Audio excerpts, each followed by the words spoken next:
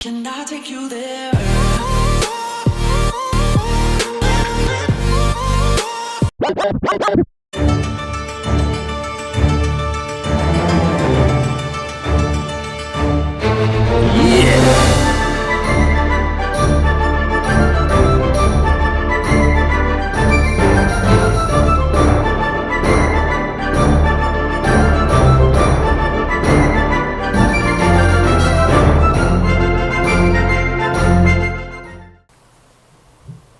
Well, just one more look at the mountains before we start heading down the very long descent into the valley and then up to Gorapani so we can have a look at Poon Hill tomorrow.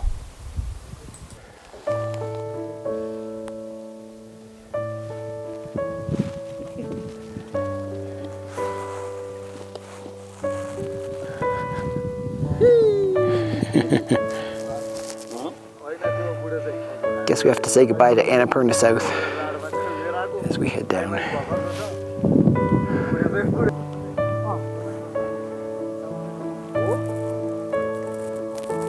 How is it up there? Good? Views are great today? Good, yeah, good views. Yeah, very good today.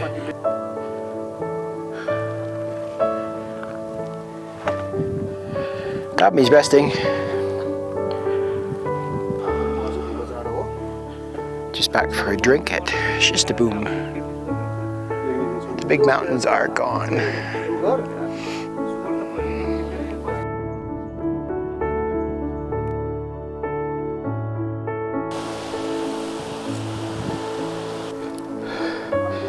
So I'm not sure if this is halfway down the hills or not. I hope so. It's a long way down, really hard in the knees. The trail's not hard, but just some loose stones and a lot of downhill. Gonna stop for a brief rest.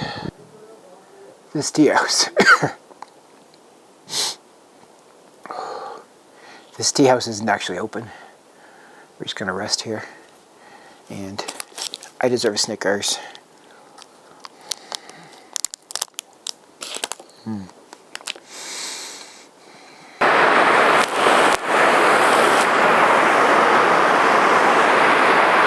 Little hydroelectric plant here.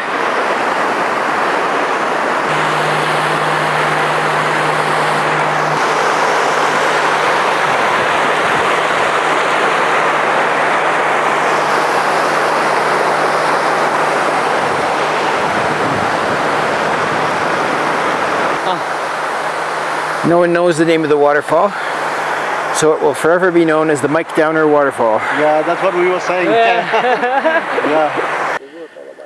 So that's Copper up there, where we just came from. That's a big drop. We're not quite at the bottom yet. So we're just arriving in Swanta, where I'm going to have a drink, and they're probably going to have Dabat. And then we're going to catch a jeep up to Gorapani. Just arriving here in Swanta, and check out the views of Dolgeri in the distance. Roughest jeep ride ever. Couldn't film it. There'd be no way. Well, we're back in Gorapani. It's a lot busier place now. Oh, with all the people, man. So it's a huge climb up to Poon Hill early in the morning, mostly in darkness. And not that hard, really. I mean, there's a lot of stairs. By now I'm used to the altitude. There was a huge school group, young children going up though, and one child was quite sick from altitude. And my guide did stay with him for a while to offer some assistance.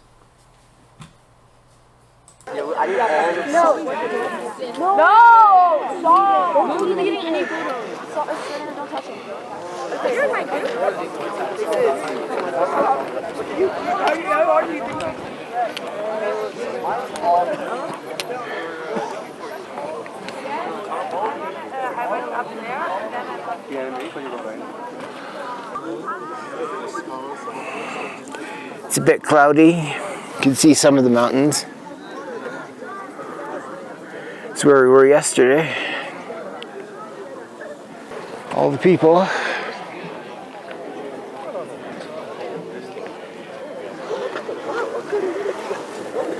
There's a platform. I don't think I'll bother going up it though.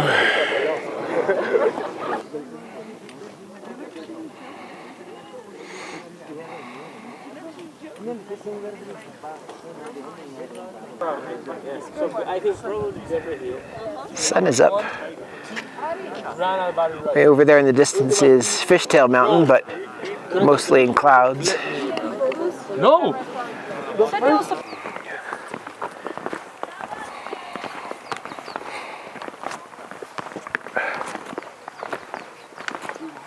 It's good, but for us today is we have toast with boiled egg and curry. I know. Yeah. I know for sure. So of course, as we come down, Fishtail Mountain comes out of the clouds. Yeah. But this is where we're going next on our next trip. Fishtail, Mashapushiar, or something like that. So anyway, that's the Poon Hill trek. It's very popular, obviously, for people just coming here for a very short period of time. And it'll be probably the only views of the mountain they get. If you're only in Nepal for a few days, people usually come here and climb up this hill, which is not that high. But you'll feel it for sure, especially if you're only in Nepal for a short period of time. You're definitely going to feel the altitude. It's a fairly long walk, like 45 minutes to an hour, walking easily. A lot of stone steps, but it's certainly doable. If that's the only time you can afford to be in Nepal, it's worth going up and having a look at all the big mountains. Unfortunately, most of them are in clouds, at least at the top right now. Still worth doing. And it's quiet here for the minute until everybody comes back down. Don't think my hat is straight. Can't really see anything. I know I'm a big mess. I'm going back to Pokhara now. Get cleaned up. Get a hot shower. The first one for a while. Get a shave. We're there for a couple days and then we're off to our next trek, which is Mardi Himal. Hopefully we have better weather overall than we did for this trek.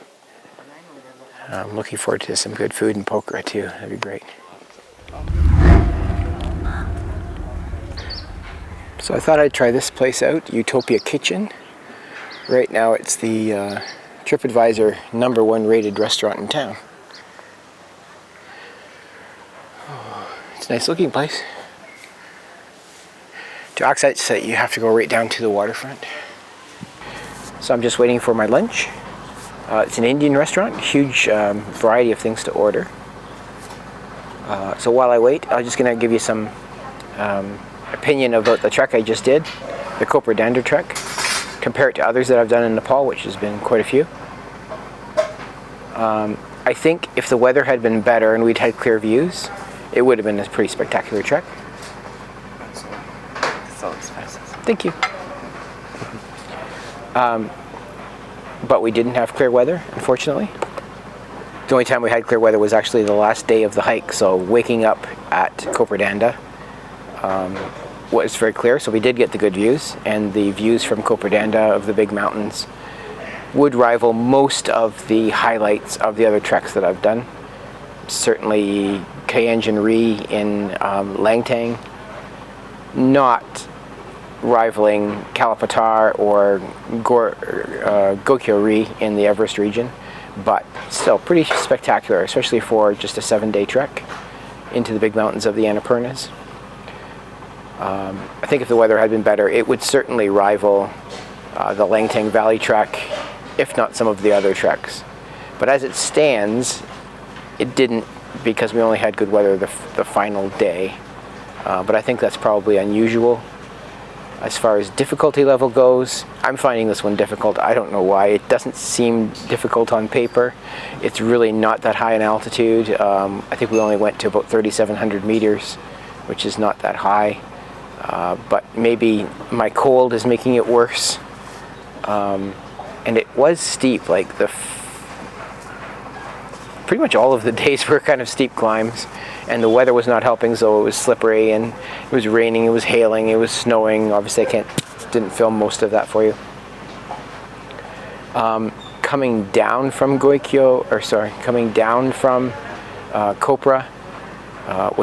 was a long half day, continuous downhill. We had a descent of more than a kilometer. often steep with stone steps, which towards the end of this was really getting hard on my knees. And now it's 2 days later and my legs are sore. And we're starting another trek. I've been hitting the pharmacy for all kinds of things that I need. Hopefully I'm able to do it, because right now even the power was out at my hotel, so I had to walk down 4 flights of stairs and my legs are just burning. So difficulty level comparable to other treks, I think. But because I didn't do anything to prepare for this trek, and because I just spent a month in the Philippines on a beach vacation, did not help.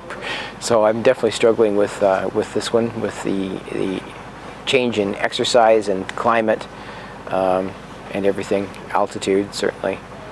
Definitely a struggle. As far as accommodations go, they're pretty much the same in all of the treks in the Himalayas. Accommodation is very basic. Food is very basic. As always, I find the food in the mountains to be depressing, with few exceptions. Occasionally you'll get something good. But for the most part, if you're going to do a trek in the Himalayas, the food in the mountains is depressing. Once you get back to either Kathmandu or Pokhara, the food is absolutely amazing, because you haven't had good food in so long. It's even more amazing. So I went to Moon Dance here in Pokhara for lunch yesterday, and it was fantastic. We went out as a group to a Chinese food restaurant here, so I don't remember the name, and it was good too, and we'll try this restaurant now. And we're going to be going out tonight for a group dinner again, and it's going to be good because it's my favorite restaurant, Cafe Concerto. So definitely looking forward to that. You may have noticed I got my face scraped off in preparation for the next trek, and looking forward to it. My legs aren't looking forward to it though. I don't think I've ever had popcorn with dips before, but these are actually quite good. One is like a tandoori dip and the other is a spicy chili. Quite nice with the popcorn. The banana lassi is really good too. And you know what? I'm not a big fan of plain popcorn. Combining it with these dips, it's actually really very good. More places should do this, actually. Let's see what he's cooking for us. I'm sure I've ordered way too much food for myself. I think this platter is usually for 2 people. Prices here are about average for a tourist restaurant here in Pokhara. My whole meal will come, I think, to a little over 2,000 rupee, which is still well under $20 for everything. Probably expensive for Nepal, but I'm probably ordering for 2 people here with a lot of stuff, and it certainly smells good, whatever they're cooking over there. Yep, definitely ordered too much food, but this is the tandoori mixed platter with some garlic naan bread. It does look very good. So, amazing. Far better Indian food than I can get anywhere at home. And I would say it even probably rivals my favorite restaurant in Nepal, Third Eye restaurant in Kathmandu.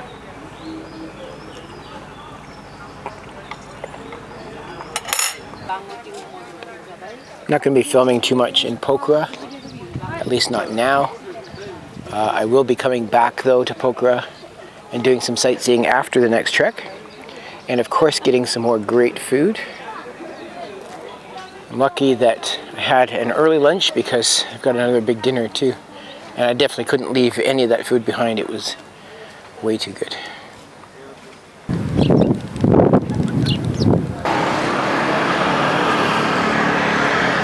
There is a big push in Pokhara to move all this wiring underground, so there's a lot of construction going on right now. Because it is a wiring nightmare, much like Kathmandu. So as good as Utopia Indian food was, I think this is still my favorite restaurant in town, Cafe Concerto. I'll be going here tonight, taking the whole team out for dinner before we start our next trek. You'll see that my team has grown significantly. Some old Sherpa friends that I've had here for a long time are going to be joining me, including one who is coming all the way from Kathmandu. Don't miss the spectacular Mardi Himal trek coming up next.